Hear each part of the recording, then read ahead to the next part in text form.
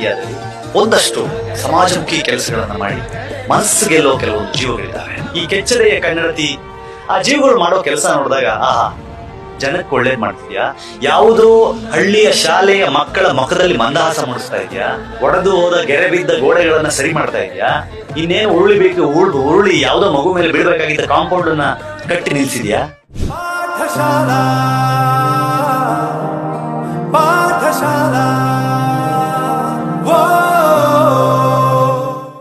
ನಾನು ಒಂದಿಷ್ಟು ಕಷ್ಟ ಕಾರ್ಪಣ್ಯಗಳನ್ನ ಕಂಡಿದ್ದೆ, ಒಂದಿಷ್ಟು ಅನಿಷ್ಟ ಪದ್ಧತಿಗಳನ್ನ ನಾನು ಕಣ್ಣಾರೆ ಕಂಡಿದ್ದೆ. ಇದಕ್ಕೆಲ್ಲ ಕಾರಣ ಏನು? ಎಜುಕೇಶನ್ ಇಂದ ಹಿಂದುಳಿದಿರೋಂಥ ಜನಗಳು